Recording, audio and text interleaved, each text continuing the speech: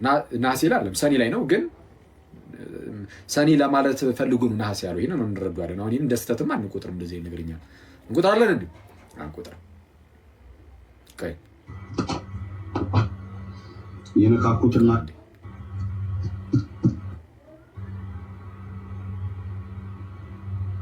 አቤት ዘወርሃ ነሐሴ አይደለም ሰኔ ነው። ግን ምንም ችግር የለም። ጤዳ ጸርሳ ነው ጤናማ ነው። ስንት ሰዓት? እሺ የነካኩትና ይሉታል ወንበዴ ይላል። ካነኩት አይነካም ጦርና ጎራዴ ይላል ያገሬ ገበሬ። እሺ አደገኛ ነገር እንደሰራ ተሳስቶ አደገኛ ተሳስቶ እስቲ ኧረ ግጥም እችን ግጥም አንዴ ልስማት። የነካኩትና ይሉታል ወንበዴ። ኧረ እባክህ ተሳስተህም ትገጥማለህ አንተ። በጣም ጎበዝ ነው የምር።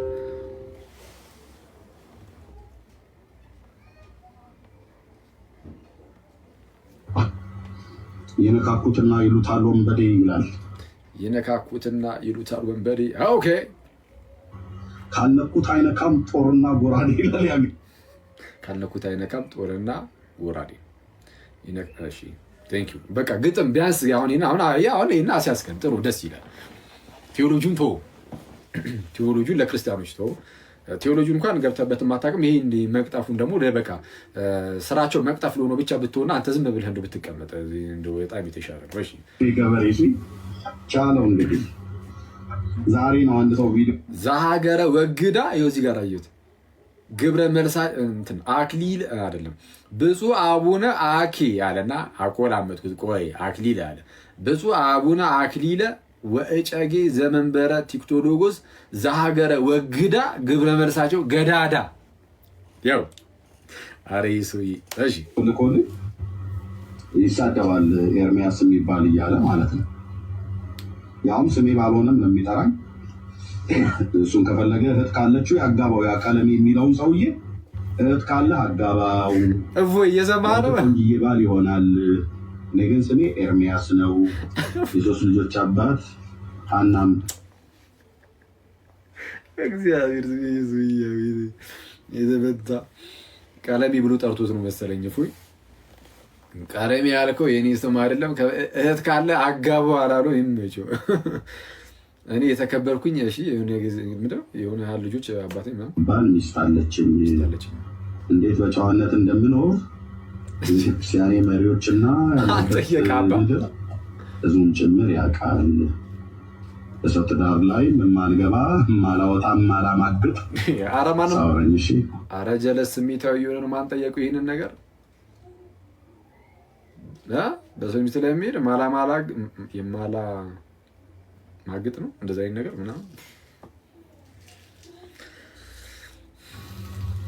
የብልግናህን ጥግ ሰምቼልሃለሁ፣ ግን የአባለት እሱን በረከት ይደርብህ ብሎሃል። አሜን አሜን፣ ይደርበት በየምር እመቤቴ። የአባለት እሱን በረከት ይደርበት፣ በእኔ ላይ ይደርብኝ፣ እዚህ ላይ በሚሰሙት በክርስቲያኖች ሁሉ ላይ ይደርባቸው። ምክንያቱም አባለት እሱ ላይ ምንም እንከን ሊያገኝ አልቻለም። አሁን ተገልጦ ሲነበብበት አንድ ነገር አጣ፣ ተሳስቼ ማለት። የሚገርመው ደግሞ አበምኔቱ ራሱ ማለት ነው ይህንን ኃጢአት ሰራ የተባለው አበምኔቱ፣ የገዳሙ አበምኔት አንደኛ በኤርሲያን ውስጥ ካህን ራሱ አይደለም፣ ህጋዊ ካህን ራሱ አይደለም። እሱንም ራሱ አሳምኖ ነው የወጣ ነው አይደል? ይህ ሰው የገዳሙ አበምኔት በቤተ ክርስቲያን ውስጥ ካህን ራሱ አለ፣ ክህነት ራሱ የለውም። አጭበርብሮ ካህኔ ብሎ ገብቶ ሲቀድስ የነበረ ሰው ነው እንጂ ህጋዊ ካህን ራሱ አይደለም። አይ በዛ ሰዓትና ኪለን ቢኖሩ በምን ያውቃሉ ምናምን ነገር ትክክል ላናቅ እንችላለን። በሳቱ ብንኖር ልክ እንዳሁን አይደለም። አሁን ላይ አሁን ለምሳሌ ካህን የሆኑ ካልሆነው መለየት በቀላሉ ይቻላል። እንዴት ስላወቀ ብቻ አይቀድስም። ግዴታ ከሀገረ ስብከቱ ምናምን ሊቀ ጳጳሳት ምናምን በዛ በኩል ምናምን ተሹሞ ቅስናን ተቀብሎ ያንን ምስጢር ተካፍሎ ወይም ተቀብሎ ማለት ነው። ከዛ በኋላ የሚሰጠው ዶክመንት ይኖራል። እሱን ዶክመንት ይዞ ሄዶ ምናምን አሳይቶ ምናምን ይሄ ሁሉ ነገር አለ። በፊት ላይ በዚህ ደረጃ ላይሆን ይችላል። አሁን ግን በቃ እንዲህ ነው።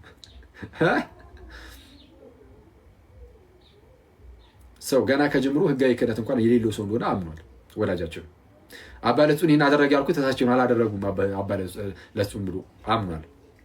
ታዲያ ምን ቀረ? ይሄ ሁሉ ነገር ሲካደ እንትን ሲባልበት አሁን ያነሳው ከዚህ ውጭ አንስቷል። አሁን እዚህ የሰማችሁት ቪዲዮ ላይ አላነሳም። ስለዚህ ምን ለማድረግ ሞከረ? እሺ ቢያንስ ከቀጣይ ያለውን ታሪክ ደግሞ እንየዋለን። ይሄ ፋላሲ ነው። ምን ይባላል? አቮይዲንግ ዘ ኢሹ። አክቹዋሊ ኢሹ ላይ አምኗል፣ ግን ኢሹን ግን ስቷል። በቃ አለቀ። እዚህ ላይ ነው ያነሳነው ትችታችንን። እሱ ያቀረበው ላይ ስህተት ነው ያልነው እዚህ ላይ ነው። ሙሉ በሙሉ አለቀ፣ ስህተት ነው። አሁን ደግሞ እሱ ወደ አነሳቸው ጥያቄ ሄድላችሁ። ቀጠል አድርጎ አባ ለትጹን ለዛ ኃጢአት ለሰራው ሰውዬ ጸልዩለት ነበር እና ሲጸልይለት እግዚአብሔር ሊመራው አልቻለም። ያንን ሰው ማለት በቀላሉ ሊመራው አልቻለም።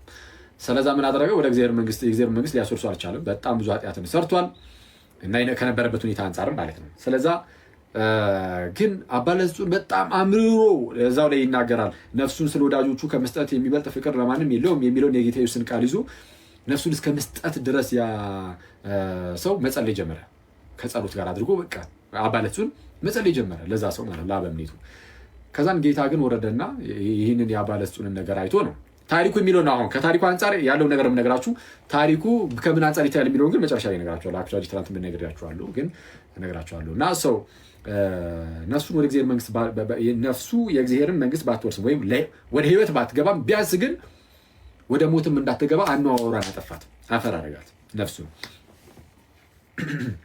እግዚአብሔር ማለት ነው። ቢያንስ እንዳይቀጣ ለዘላለም ቢያንስ ለዘላለም እንዳይቀጣ እንደዛ አደረገ።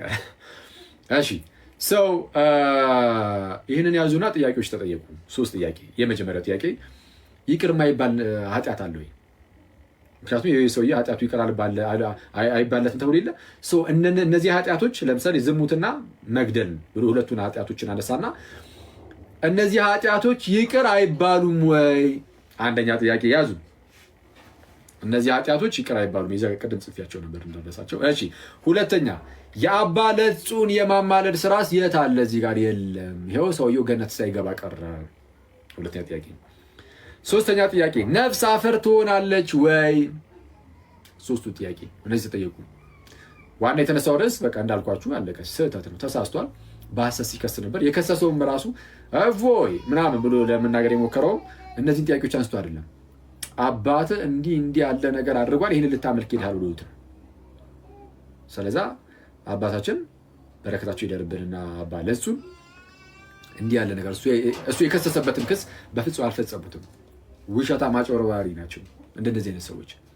በስህተት ከሆነም ግን ትናንት እንዳልኳችሁ አንዳንድ ጊዜ ቀደምም ደግሜያለሁ፣ በጣም ብዙ ስራ ስትሰሩ አእምሯችሁም እየደከመ ይሄዳል እና ማለት ሌላ ስራ ቢሆን ማለት ነው።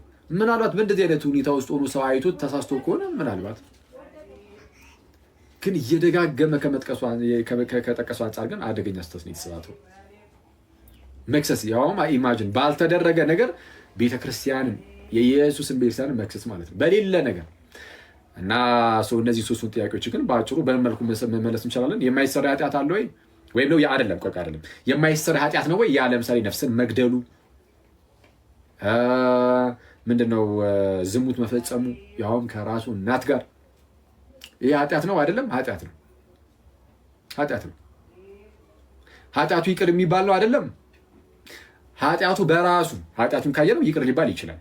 እንደዚህ ኃጢአቶች መጽሐፍ ቅዱስ ላይ ማለት ነው አይደለም? ኢቭን አሁን ይሄ ሰው ከእናቱ ጋር እንደዚህ ያደረገ ነው የተባለው አይደል? የአባቱን ሚስት አግብቶ የሚኖር ራሱ ነበር መጽሐፍ ቅዱስ ላይ አይደል? በኮሪንቶስ መልእክቱ ላይ ቅዱስ ጳውሎስ ይህንን ተናግሯል። የአባቱን ሚስት እንኳን ያገባል በእናንተ ዘንድ ብሎ አይደለ? ሰው እንዲህ ያለውን ሰው እንትን ብሎ ታውግዙት አለ።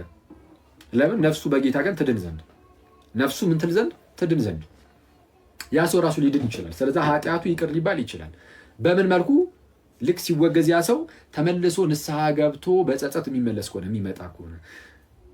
ኮመንቱን ባይዜ ማጥፋት አለብኝ እንዴ?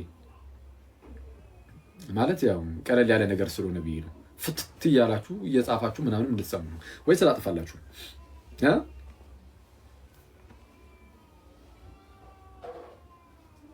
እሺ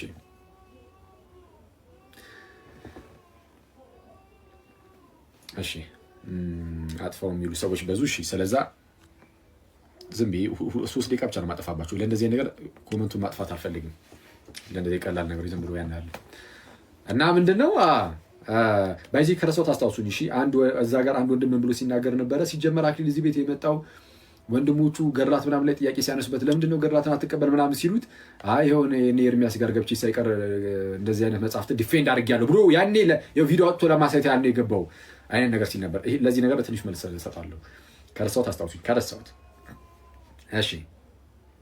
ሰው ኃጢአት የዝሙት ኃጢአትም ሆነ ነፍስን መግደል በእግዚአብሔር ዘንድ ኃጢአቱ ይቅር የማይባል አይደለም። ኃጢአቱ ይቅር ይባላል። ግን ከሰውየው አንጻር ግን ማየት አለብን ብዬ ነበር። ለምን ኃጢአቱ ይቅር የሚባለው ከሰውየው አንጻር ነው። አዎ ለምሳሌ ንስሐ የማይገባ ሰው ከሆነ ኃጢአቱን ስለሰራ ብቻ ኃጢአቱ ይቅር አይባለትም። ንስሐ የሚገባ ከሆነ ደግሞ ንስሐ የሚገባ ሰው ነውና ኃጢአቱ ይቅር ይባልለታል። ንስሐ ገብቶ ወደ ቅዱስ ሚስጥር የሚቀርብ ከሆነ አይደል? አዎ እንደዛ ነው። የሰው ምንድነው ለአባ ለትጹን እርግጥ ነው ተናዟል። ኃጢአቱን ተናገረ ምናምን በቃ እንዲያረኩኝ በጸሎት አስበኝ አለው። ምንድነው ንስሐው ሳይፈጸም ከቅዱስ ሚስጥር ሳይካፈል ምናምን ነው በቃ ክፉ አሟሟት ሞተ ተባለ እና እግዚአብሔር ባወቀ ፍርዱን የሚሰጠው እግዚአብሔር ነው፣ እኛ አይደለም። አይደለ? እግዚአብሔር ነው ፍርዱን የሚሰጠው። እግዚአብሔር ይህቺ ነፍስ አደገኛ ኃጢአት ነው የሰራችው፣ ስለዚህ ሲኦል ይገባታል አለ። እግዚአብሔር እውነተኛ ዳኛ ነው። እግዚአብሔር ባወቀ ይህን አደረገ ተባለ።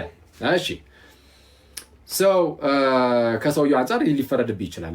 ኃጢአቶቹ በራሳቸው ንስሐ ምንድነው በንስሐ ይቅር የማይባሉ ነው አይደለም። ከሰውየው አንጻር ግን በቃ ፍርድ ተገምቶታል፣ አለቀ። ይሄ እግዚአብሔር ፍርድ ነው። ታዲያ አባ ለትጹን የማማለድ ስራ እዚህ ጋር የት ገባ የሚል ጥያቄ ተነስቷል።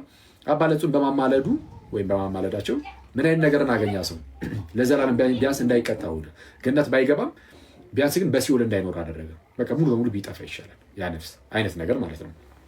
ነፍስ ግን እንዲህ ትጠፋላችሁ የሚል ሶስተኛ ጥያቄ ስላለ እሱ ላይ ይመልሳሉ። ከዛ መጨረሻ ላይ ይህን ሁሉ ካልኳችሁ በኋላ ግን ታሪኩን እንደ ታሪክ ግን እኔ ነገር ግን እልበታለሁ አይደል? አሁን እልበታለን፣ ግን ታገሱኝ እሺ። የአባ ለትጹን የማማለድ ስራ እዚህ ጋር አለ እና ቅዱሳን ይማልዳሉ ሲባል በነገራችን ላይ እንደ እግዚአብሔር ፈቃድ ነው። እንደ እግዚአብሔር ፈቃድ እግዚአብሔር እኮ እዚህ ጋር ባይዞ አልፈቀደም ነበር። መጀመሪያ እኮ አይ በቃ ሲሆን ነው የምትገባው ብሎ ነበረ። ግን እግዚአብሔር ደግሞ የቅዱሳኑ ጸሎት አይቶ የእኛን በንስሐ መመለስ እያየ ምናምን በተናገሩ ነገር አይጸጸትም? መጽሐፍ ቅዱስ ላይ በጣም ብዙ ቦታ እንደዚህ አይነት ነገር የለም? እግዚአብሔር እንዲህ በማለቱ ተጸጸተ፣ ከዛም ፊቱን አዞረላቸው ተመለሰላቸው የሚል ክፍል የለም አለ። ሰው ንስሐ ሲገባ አስቀድሞ በተናገረው ነገር እግዚአብሔር ተጸጸተ፣ ከዛ በኋላም ተመለሰ፣ ፊቱን አዞረላቸው መለሰላቸው የሚል አለ። ስለዛ ከቅዱሳኑ አንጻር ምናምን ከጸሎታቸው አንጻር ኖርማል ሰውም ከሆነ ደግሞ ኖርማል ንስሐ የሚገባ ከሆነ ከእሱ አንጻር እያደረገ እግዚአብሔር ፊቱን ደግሞ ሊመልስ ይችላል። ምንም ሆነ ምን ግን እግዚአብሔር እስከፈቀደ ድረስ ብቻ ነው የቅዱሳን ምልጃ መስራት የሚችለው።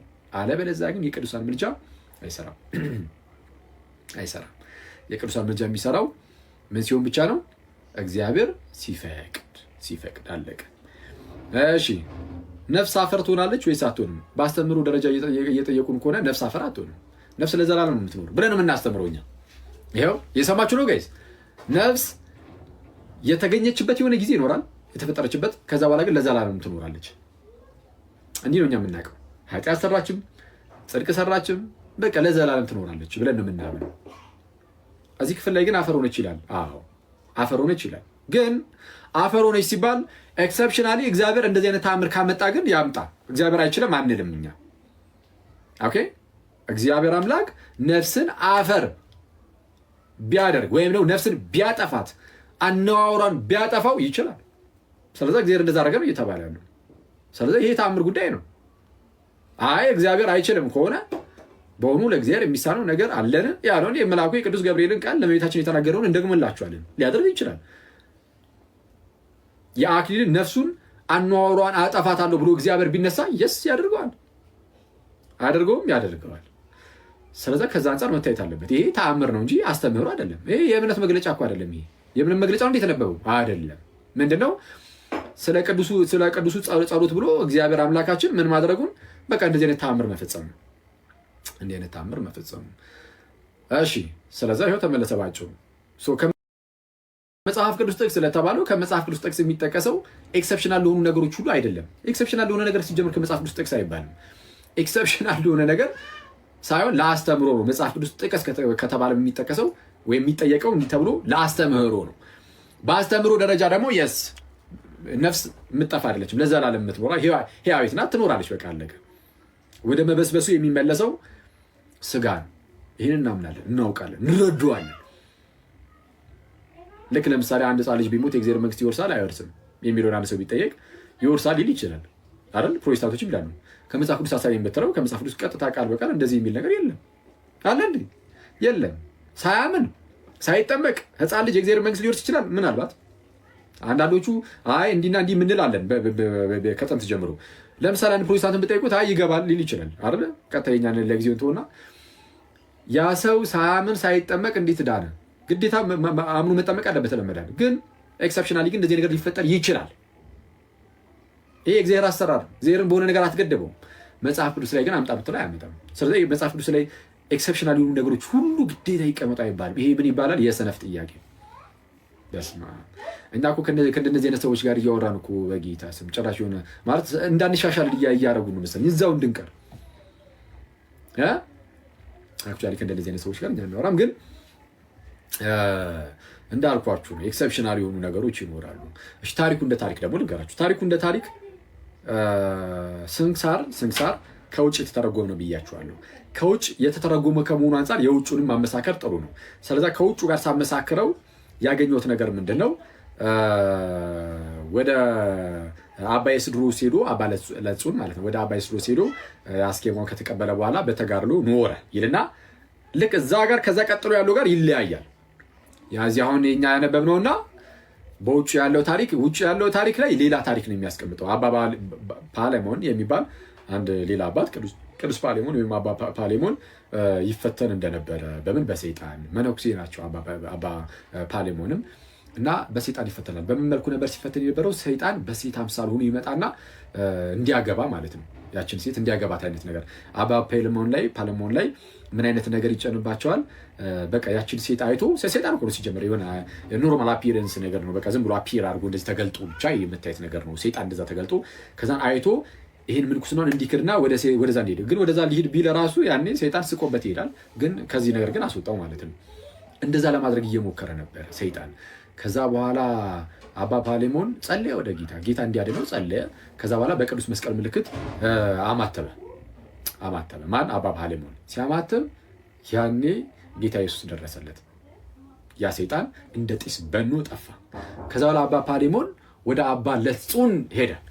አባ ለጹን ጋር ሄዶ የሰይጣን ውጊያዎች የዲያብሎስ ውጊያዎች እንዴት እንደሆነ ምናምን ጠየቀው። አባ ለጹን መከረው፣ አንዳንድ ነገሮችን መመሪያ ሰጠው፣ በምን መልኩ ማለፍ እንደሚችል ምናምን ያስተምሯል። ከዛ በኋላ እንዲልና ይህንን ታሪክ ከተናገረ በኋላ የአባ ለጹን ጸሎቱ ምልጃው በእኛ ላይ ከኛ ጋር ትኑር፣ በእኛ ላይ ጸንታ ትኑር፣ ከኛ ጋር ትኑር፣ ክብር ሁሉ እስከ ዘላለም ድረስ ለእግዚአብሔር ይሁን አሜን ብሎ ይዘጋል የውጩ። እኛ ጋር ደግሞ ይሄኛው ታሪክ ጭራሽ አልተጻፈም። ከዚህኛው ታሪክ ይልቅ አሁን ቅድም የተነበበው አንድ ሌላ ገዳም ውስጥ የነበረ የሆነ አበምኔት አለ። ያ አበምኔት እንደዚህ በቅዱስ ቁርባን ውስጥ እንደዚህ አድርጎ ሰዎችን ገድሏል። ከእናቱ ጋር 10 ጊዜ ተገናኝቶ ጽንስ ሲፈጠር ደግሞ እንደዚሁ ልትወልድ ስትቃረብ ገድሏል ህፃኑ እንደዛ ነገር።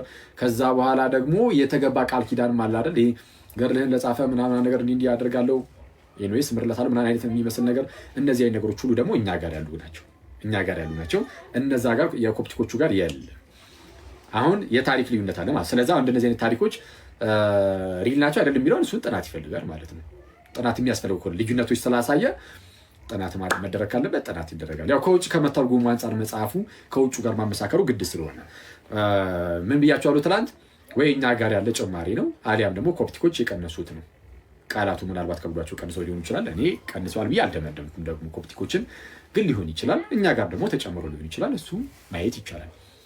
ስለዛ በእንደዚህ አይነት በሆነ ሁኔታ ላይ የአስተምሮ መግለጫ አድርገን የምናስቀምጠውም አይደለም። ግን ወዳጃችን ኤርሚያስ ግን የተሳተው ስህተት በጣም አደገኛ ስህተት ነው።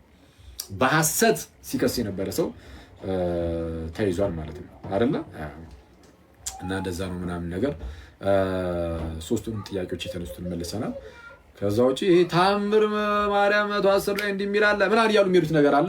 እመኑኝ ቅድም እንዳልኳችሁ ገድላት ታምራት ላይ የሚያነሷቸውን ጥያቄዎች እየሄድኩኝ ባይ ማለት ነው እርግጠኛ ሆኜ እነግራችኋለሁ። አብዛኞቹን ልክ እነዚህ በውሸት የሚቀጥፏቸውን ነገሮች መጽሐፉ ላይ የሆነች ቃል ብቻ ይዘው ከዛ በኋላ የራሳቸውን ሀሳብ እየጨመሩበት እንደሆነ ማሳየት ይችላሉ። እርግጠኛ ሆኜ ዝም ብዬ ማሳስበው እንደዛ ነው። እና ኤኒዌይስ እና እንደዚህ አይነት ሰዎች እንደሆኑ እንድታዩቸው ነው። አይደል? በቃ የዚህን ያህል ካያችኋቸው በቂ ይመስለኛል። ከአሁን በኋላም እንግዲህ እንደነዚህ አይነት ሰዎችን በቁም ነገር የሚቆጠር ኦርቶዶክስ አይኖርም። ፕሮቴስታንት ካለ አያገባንም፣ መብታቸው ነው። ፕሮቴስታንቶች እንደዚህ አይነት ሰዎችን ከቁም ነገር እንቆጥራለን እንሰማቸዋለን ካላችሁ ስሙ። እሺ ሰው ፕሮቴስታንቶች እንዳሉት ክርስቲያኖች ጭራሽ አያሳስብም። ፕሮቴስታንቶች እንደነዚህ አይነት ቀላጆችን እንሰማለን ካላችሁ እንግዲያውስ ይቀልዱባችሁ፣ እነሆ ይቀልዱባ። እንደዛ ነው የሚለው ክርስቶስን። በስመ አብ በጣም ነው እየቀለደባቸው ያለው። እኔ በጌታ ስም እኔ ፕሮቴስታንት ላይ እንዴት እንደሚጫወቱባቸው በጎን እንደዚህ እየቀጣጠፉ ይጫወቱባቸዋል። በዛ በኩል ማስቲካ ኘኩኝ ሶፍት ምናምን እያለ ይጫወትበታል ሌላውን ህዝብ። እኔ ነቃ በሉ በጌታ። እኔ ክርስቶስን እንወደዋለን ትላላችሁ፣ ብዙዎቻችሁ እንደምትወዱትም አውቃለሁ። እንግዲያውስ የምትወዱትን ጌታ በምልአት ተቀበሉት፣ በምልአት አግኙት፣ በምልአት ያዙት። በቤተ ክርስቲያን ውስጥ ልታገኙት ይገባል። ፕሊዝ ቤተ ክርስቲያን የኢየሱስ ሙላቱ ነች። ሁሉን በሁሉ የሚሞላ ያ ኢየሱስ የእርሱ ሙላቱ ናት ተብላለች። እንዴ አንተ የክርስቶስ ሙላቱ ተብላ፣ እችን አግኟት ፕሊዝ። አሁን የምትነቁበት ጊዜ ነው። አዎ ረስቼው ነበረ፣ አስታወስኩኝ። አሁን ወንድሞቹ ስለ ገድላት ምናምን ሲጠይቁት እኮ ከኤርሚያስ ላይ ከኤርሚያስ ጋር ራሱ ሄጄ ዲፌንድ አድርጌ ነበረ እኮ እነዚህን መጽሐፍ ተከራክሬላችኋለሁ ብሎ ለመናገር ነዋል። በፍጹም እኔ ሲጀመር እከራከርላችኋለሁ ብዬ አልናገርም። ይኸው አሁን ራሱ እናገራሉ እኮ። እኔ ለገድላት ታምራት የምከራከር አይነት ሰው አይደለሁም። እንድጋደል የታዘዝኩት ስለ ሃይማኖት ነው። ለቅዱሳን አንድ ጊዜ ፈጽሞ ስለተሰጠ ሃይማኖት ተጋደሉ ነው ያለው። ስለዛ ገድላት ታምራት ላይ የሚነሱ ጥያቄዎችን ሁሉ ስንመልስ የምንኖር አይነት ሰዎች አይደለንም ብዬ በግልጽ ነው የምናገረው። ማንም ቢጠይቀኝ እንደዚህ ነው ብሎ ባይዘ ፕሮቴስታንት ብቻ አይደለም ክርስቲያን ወንድሞቼን ቢጠይቁኝ አይ በቃ መጋደል ያለብን ስለ ሃይማኖት፣ ስለ አስተምሮ፣ ስለ ዶግማው ነው እንጂ ገድላት ታምራት ላይ የሚነሱ ጥያቄዎች ሁሉ እየመለስን እንኖር ቢባል የሃይማኖታችን ሳይታወቅ ነው የሚቀረው። ሰው ሃይማኖታችን እንዴት ያውቀዋል? ዶግማችንን አያውቀውም። ሳያውቀው ነው የሚኖረው በቃ። ምክንያቱም እኛ ሙሉ በሙሉ የምንጠመደው እንደዚህ ነገር ላይ ከሆነ አይደለም። እንደዛ መሆን የለበትም። ስለዚህ ይህን በግልጽ ነው የምናገረው። ግን ስህተታችሁ ምን ያህል ፕሮቴስታንቶችን ለማጨበርበር ምን ያህል ርቀት እንደምትሄዱ ግን ለማሳየት ሰው ነበር የገባሁት ለፕሮቴስታንት ወንድምነቶች ይስር ማለት ነው። ስለዛ እኔ ጌታ ረድቶኝ እንግዲህ አሳይተናል ብዬ አስባለሁ። የዚህን ያህል ካየን አሁን ፕሮቴስታንት ወንድምነቶቻችን በደንብ እኔ የእግዚአብሔርን ቃል እንደሚማሩ ተስፋ አደርጋለሁ ከአሁን በኋላ። እሱ ዋናው ነገር እሱ ነው። ቀሲስ እንዴት አሉ ይፍቱኝ ባርኩኝ እና እንደዛ ነው። እናንተ ሰዎች ሁሌም ቢሆን ነገሮችን በማስተዋል ልናደርግ ይገባል። ክርስቲያኖች ብቻ ሳይሆን ፕሮቴስታንቶችም በማስተዋል። ስለዛ እኛ አሁን እንደነዚህ አይነት ነገሮች ላይ ጊዜም ስለማናጠፋ እንዳልኳቸው አሁን የባይብል ስተዲውን ስንጀምር ፕሮቴስታንቶችም ሰብሰብ ብለን አርፈን የመጽሐፍ ቅዱስ ጥናታችንን እናጠናለን። እንደዛ ነው የሚሻለው። ክርስቲያኖችን ብቻ አይደለም ፕሮቴስታንት ወንድምነቶችም ጭምር ሰብሰብ ብለን የመጽሐፍ ቅዱስ ብናጠና ይሻለናል እና ዮሐንስ ወንጌልን እናጠናለን። አሁን ጌታ ከፈቀደልኝ አሁን ሰሞኑን አስቤያለሁ። በቃ ሌላ ነገር አስቤ ነበር እስካሁን የቆየሁባችሁ ሌላ ያሰብናቸው ብዙ ነገሮች ነበሩ። በሚያሳዝኑ ሁኔታ ሊሳካሉን አልቻሉም። ዩቲዩብ ላይ ለማድረግ አስቤ ነበረ። እሱም የሚሳካልን አልመሰለኝም። ምክንያቱም አንድ ጊዜ የመጽሐፍ ቅዱስ ጥናት ከሰጠኋችሁ እሱ ቁጭ እንዲል ቢያንስ ለወደፊትም እንዲቀመጥ ማለት ነው። እሱ ይጠቅም ነበር እንደዛ ቢሆን። ግን እንደዛ ማድረግ የሚችል አልመሰለኝም። ዩቲዩብ ላይ ምናምንም ትንሽ አድካሚ ነገር አለው። ዩቲዩብ ቪዲዮ ትቀርጻላችሁ ማለት ቲክቶክ ሲሆን ዝም ብለህ ላይት ገብተህ እንደዚህ በቃ ታወራለህ፣ ተማማራለህ፣ ትወጣለህ። ለእንትን ዩቲዩብ ሲሆን ግን ቪዲዮ የምታስቀምጡ ከሆነ ራሳችሁ ቪዲዮ ትቀርጻላችሁ በካሜራ። ከዛ በኋላ ከካሜራው ላይ ወደ ኮምፒውተር ወስዳችሁ እንትኑን ቪዲዮውን ኤዲት ማድረግ አለ ምናምን፣ ከዛ እሱን አፕሎድ ማድረግ አለ እና ምን አለፋችሁ ሙሉ በሙሉ ነው ጊዜያችሁን የሚወስደው። እና እስቲ ጌታ ፈቅዶ አንዳንድ ነገሮችን አመቻችቼ እንትን እላለሁ ዩቲዩብ ላይ በቋሚነት የሆነ ነገር አደርግና ካሜራም የሚቀርጽም ለብቻው ኤዲት የሚያደርግ ምናምን በስራ አፕሎድ የሚያደርግ ዩቲዩብን በደንብ ማኔጅ የሚያደርግ ሰው ምናምን እንትን እላለሁ አዘጋጃለሁ ጌታ ቢረዳኝ። እውነቱን ለመናገር እንደዚህ አግዙኝ ብል አላጣም። ሰው ግን ሰውን ከማስቸገር ተቸግረው ነው ብዙዎቹ ሊያደርጉ የሚችሉት አለ። በእርግጥ ላዛሩ ምናምን እንትን ያግዙኛል። አሁን ላዛሩ ከዚህ በፊት ኤዲት የሚያደርግ ልጅ ጽድት ያለ ልጅ እና ማንን ላስገባቸው ጋይስ? ቀሲስ አሉ እንዴ? ኧረ አንትሽም አለ። ሰላም ለእርሱ ይሁን። ቀሲስ እንኳን ደህና መጡ። እንዴት አሉ?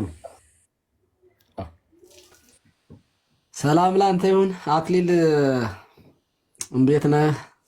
እግዚአብሔር ይመስገን አለ ነው። ዘግይቼ ነው ያየሁት፣ ግን ያው አክሊል ደርበህ ነው የወጣኸው። በጣም ቆንጆ ነበረ። በጣም የሚያሳዝን ነው። ማዳመጥ አልቻለም። ቢያስጨርስ ጥሩ ነበረ፣ ግን በጥሩ ሁኔታ ማናገርም ባይችል እንድትናገርም ባይፈቅድ ይሄ በራሱ ለሚመለከቱ ሰዎች የሚሰጠው ትምህርት አለ።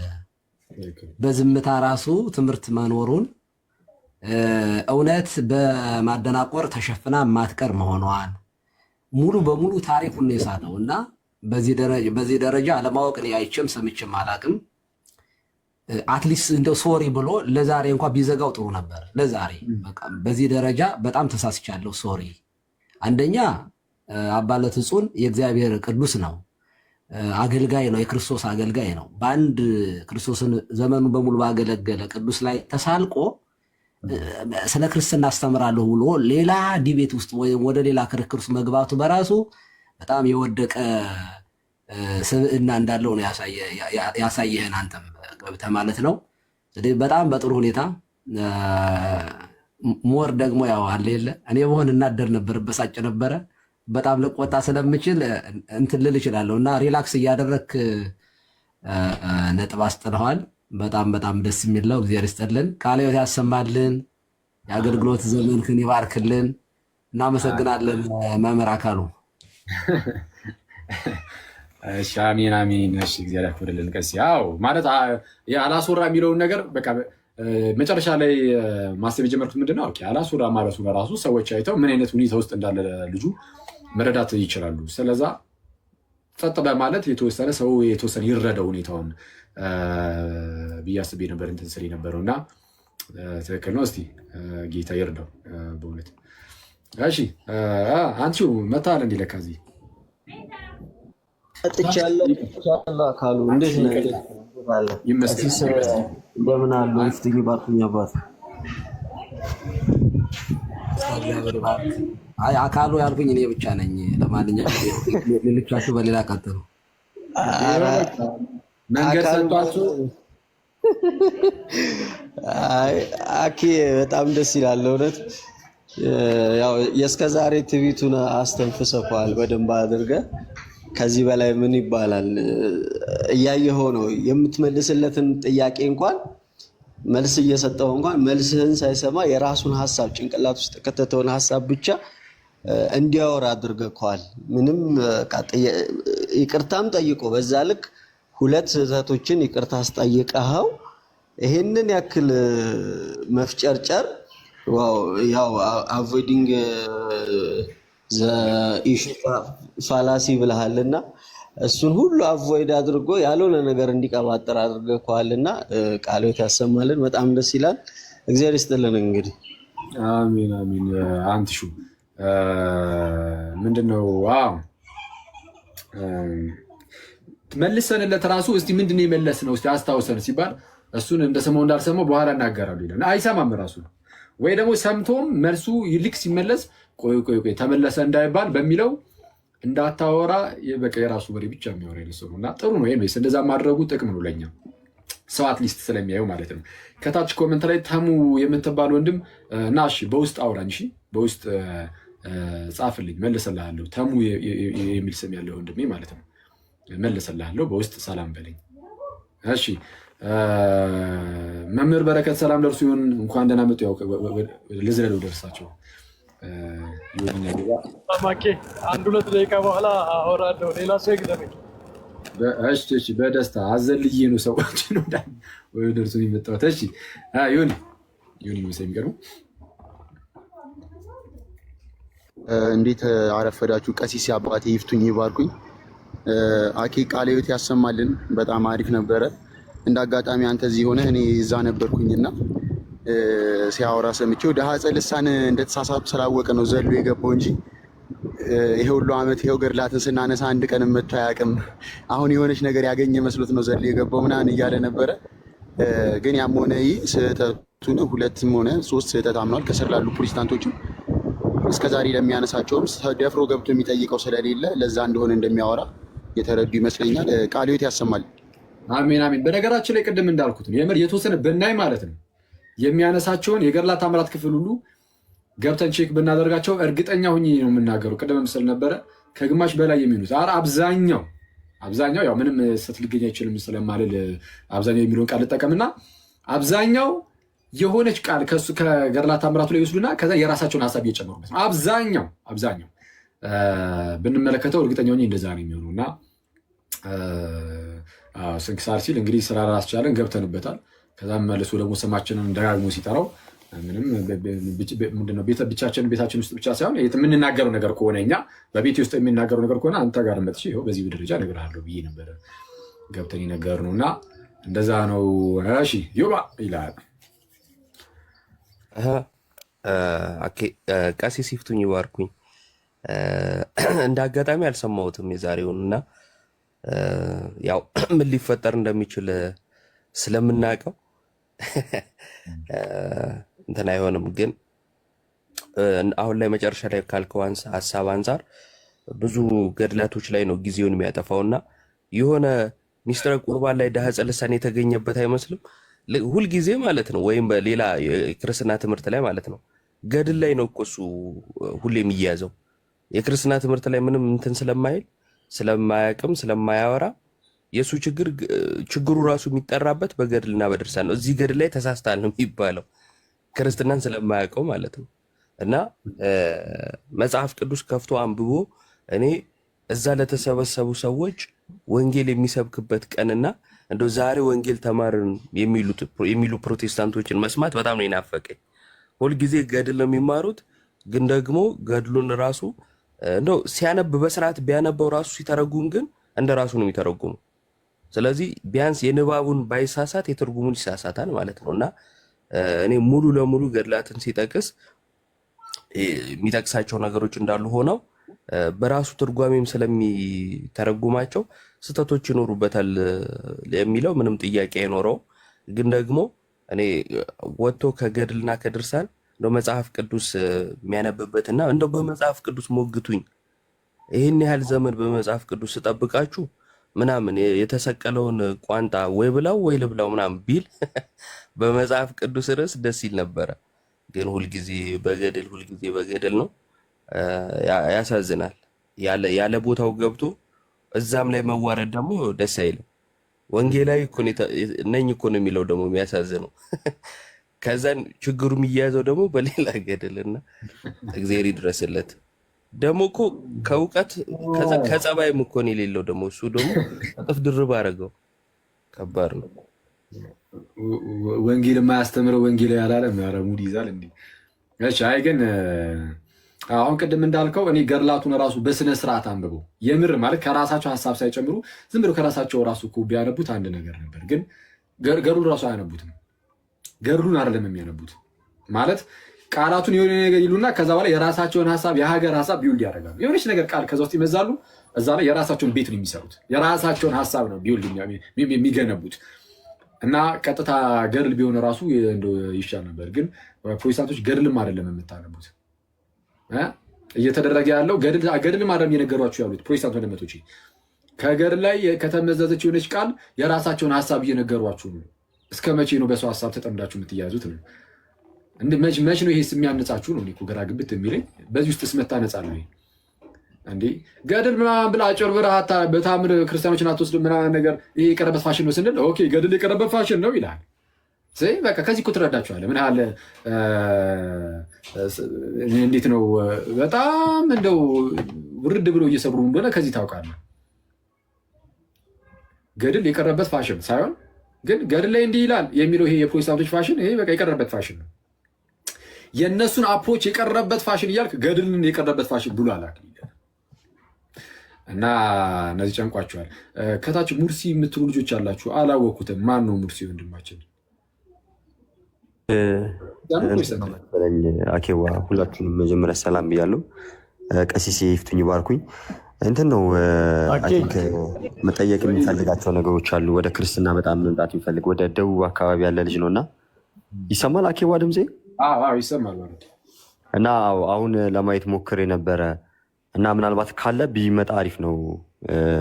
ቤቱን ከፍቶ ነበረ ምናምን ከእንትና ጋር እያወራ ነበር መሰለኝ ከሶፊ ጋር ምናምን እና ብዙ ነገሮችን ማወቅ መሰለኝ እንደዛ ነገር መሰለኝ። ግን ማርያም አማላጅ ናት ምናምን ሲል ግን ሰምቼዋለሁ መሰለኝ እና አንዳንድ ነገሮችን ማወቅ ይፈልጋል መሰለኝ። እንደዚህ አንዳንድ ነገሮችን መረዳት ይፈልጋል ስለ ክርስትና መሰለኝ። እንደዛ ነገር ነው።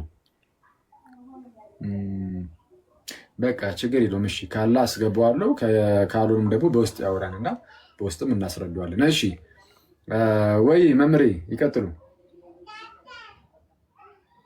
ዚስ ይፍቱኝ እንዴት ናቸው? አኬ ሁላችሁም ወንድሞች ሰላም ብያለሁ። አኬ እኔ እያዳመጥኩ ነበር ከታችና በጣም ነው የገረመኝ።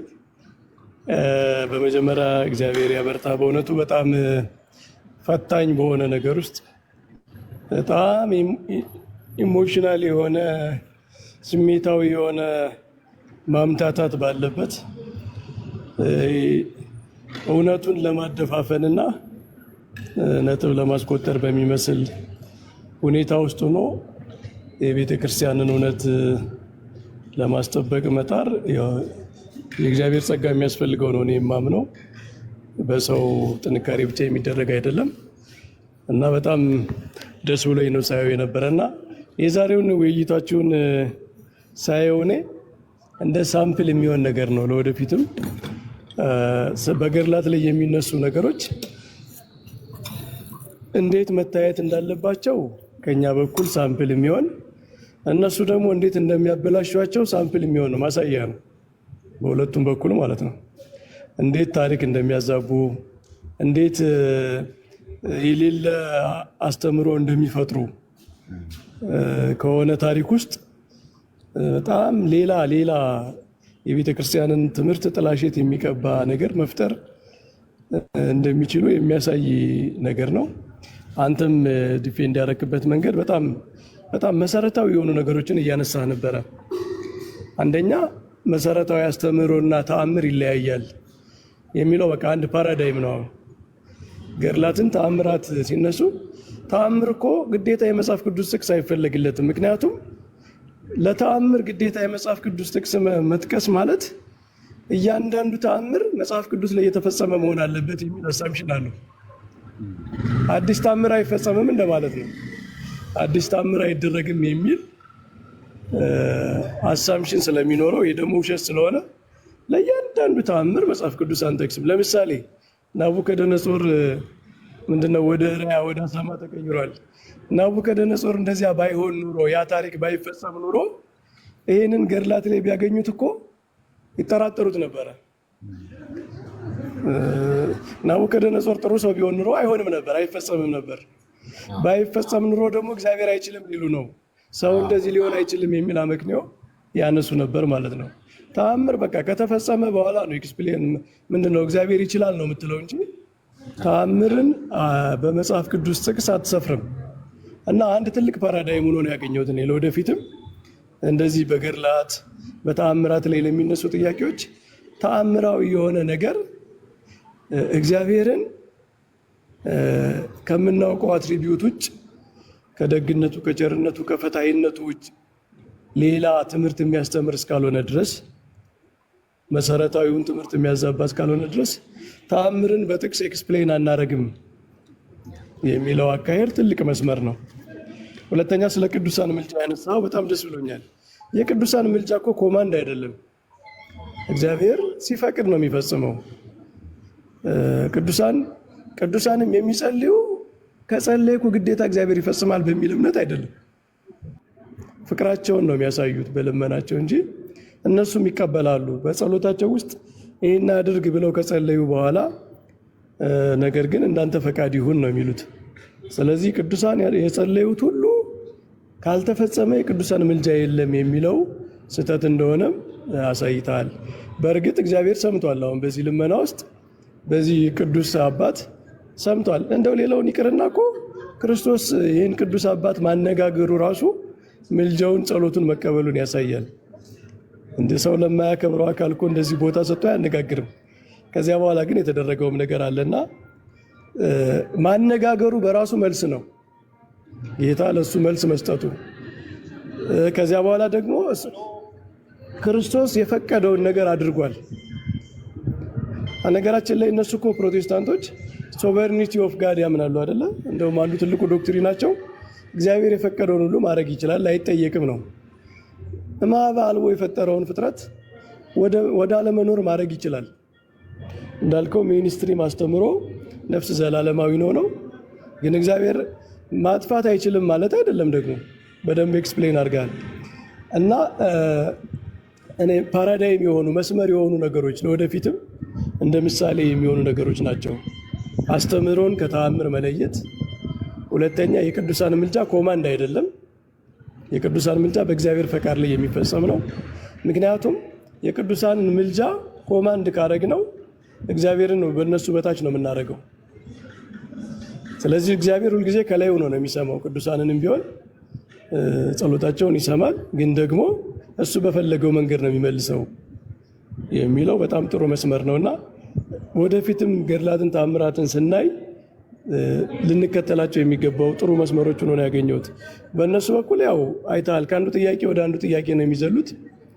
አንዱ ጉዳይ ላይ እንኳ ትክክልና አይደለም የሚለውን ፊርም ሳያረጉ ነው ሌላ ቦታ የሚሄዱትና ለማወቅም ያለመፈለግ ነው። እንደው ጉዳዩን ለመረዳት ያለመፈለግ ቅንነት የሌለው መንገድ ነው ሳየ ነበረና እንዳላረዝም አኬ ጥሩ ነው። እኔ በጣም ነው ደስ ያለኝ። ወደፊትም በዚህ መንገድ ነው ማየት ያለብን። ነገራችን ላይ የተወሰኑ ሳምፕል የሆኑ እንዲህ አይነት ነገሮችን ካሳየን ሁሉን ነገር ኤክስፕሌን የማድረግ ግዴታም የለብን። ሳምፕል ነው ማሳየት የሚያስፈልገውና የዛሬው ውይይት ጥሩ ሳምፕል ነው ለማለት ነው። እግዚአብሔር ያክብርልኝ። እግዚአብሔር ያክብርልን፣ ቃልዎት ያሰማልን። መምሪ ትክክል። ያው እንግዲህ ያው እንደው ሳምፕል ያሉት ነገር ጥሩ ነው። አሁን አንዳንድ ሰዎች እንዲህ እንደው ገድላት መከራከሪያ የሚሆኑት ኤርሚያስ ስም ሲሳሳት ነው እንዴ የሚል አይነት ጽሁፍ አይቻለሁ ኮመንት ላይ እና ይህን ከመመለሴ በፊት ቆይ አንዴ ቀለሜ ገድልን ያነባል አኬ ወንጌልን ይሰብካል የሚለው እሱ ጥሩ አይደለም።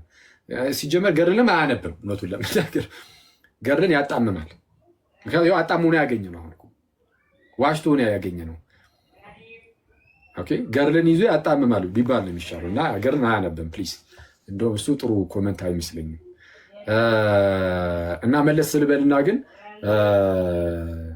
አዎ መከራከሪያ አሁንም ቢሆን የሃይማኖት መከራከሪያ አይደሉም እኮ አሁንም ቢሆን የሃይማኖት መከራከሪያ ነው ብለን አልቀረንም። ግን የምታነሱበት መንገድ ራሱ ጤናማ አይደለም።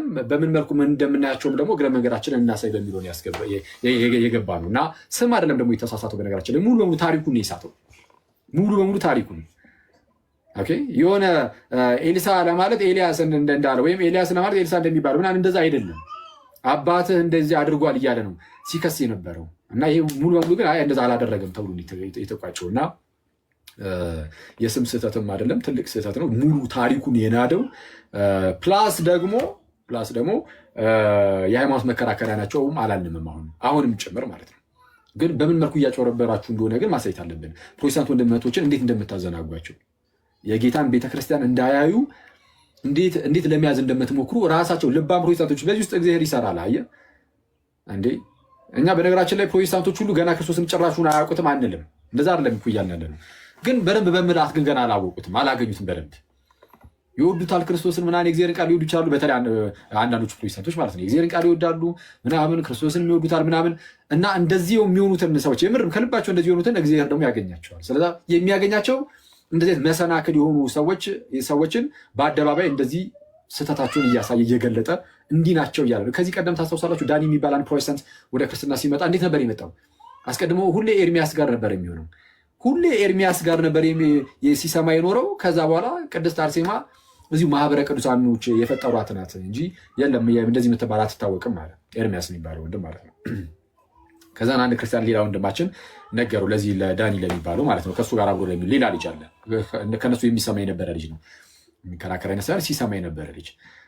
ከዛ በኋላ በውጭ ያላትን ነገር አየ። ቅድስት አርሴማ ሲጀመር ኢትዮጵያዊትም አይደለችም፣ አርመናዊት ናት።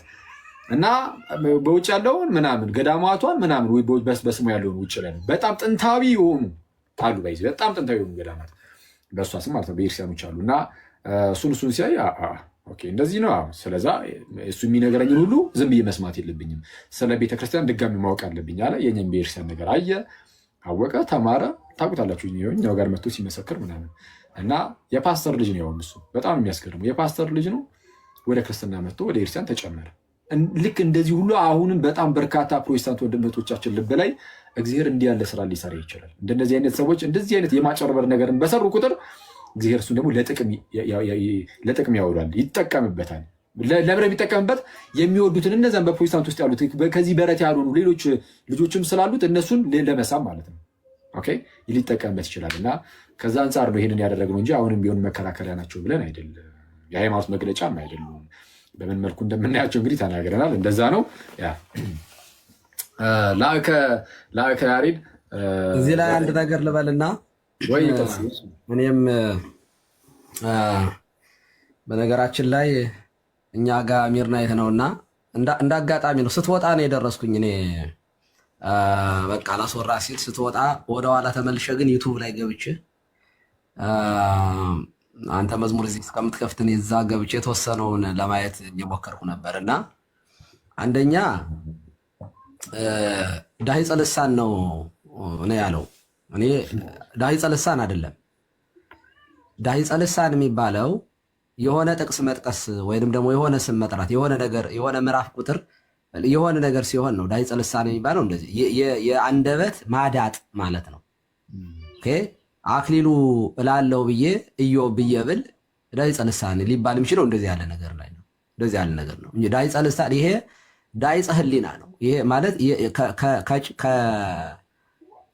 ከጥላቻ የሚመነጭ ያው ኦን ታርጌት በነገራችን ላይ የሚያነበውም እየፈለገ እንደሚያወጥ እንደምንድነው እዚህ እንደሚያገሳ አንበሳ የሚወጣውን የሚፈልግ አንበሳ አለ እና ዙሪያውን እየተሽከረከረ ምን ላምጣ እንደው ምን አምጥቼ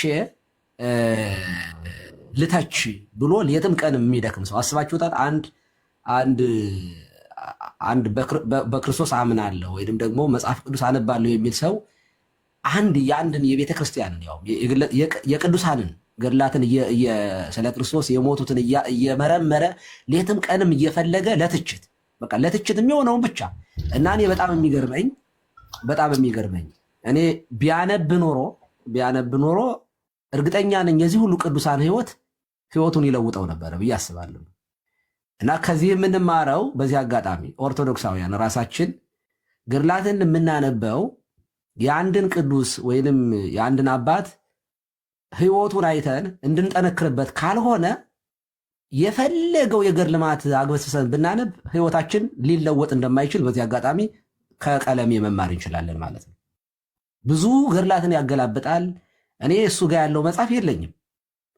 ምክንያቱም እኔ ለትምህርት ልመከርበት፣ ልገሰጽበት፣ ከቅዱስ ህይወት ልማርበት ነው መጽሐፍን የምገዛው። እሱ ግን የሚገዛው ሊተች፣ ሊሰድብ ቅዱሳኑን ጻድቃንን የሚጠሉ ይጸጸታሉ ይላል። በጣም ጥላቻ ስላለው በዚያ መንገድ ስለሚያነበው ነው እንጂ እውነት ለመናገር የእነዚህ ሁሉ ቅዱሳን ህይወት ቢያነበው በስነ ስርዓት ቢያነበው እንደው ይህን ያለ ክርስቶስ ዋጋ የከፈሉት ምን ቢገባቸው ነው?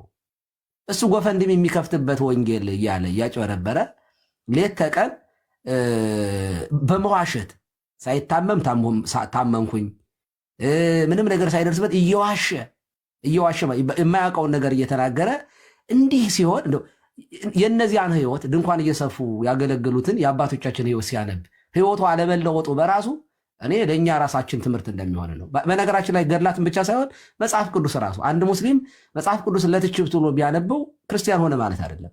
ወይም አንድ ኦርቶዶክሳዊ ቁርአን ቢያነብ ሙስሊም ሆነ ማለት አይደለም። ገድልን ሌት ተቀን ከሐሳቡ ማለት ገድላት ሊሰጡን ከሚችሉት ጥቅም ውጭ ሆነን ብንመረምር ልክ ጥላቻ እያደረብን ሊሄድና ጭራሽ ታሪኩን ሁሉ እያዛባ ወደ መናገር ሊወስደን እንደሚችል እኛ ራሳችን መማር መቻል እንዳለብን ይሰማኛል። ስለዚህ ዳሂፀ ልሳን አይደለም።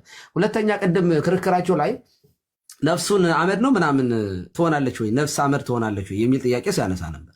ኦኬ በጣም ይሄ አሁን በእኛ ለምሳሌ ነፍሰ ገዳይ ይባላል። አንድ ሰው አንድ ሰው ቢገለው ነፍሰ ገዳይ ይባላል። ኦኬ ነፍስ ትገደላለች ማለት ነው። ነፍሰ ገዳይ ማለት ምን ማለት ነው? አንድን ሰው ነፍሰ ገዳይ ተብሎ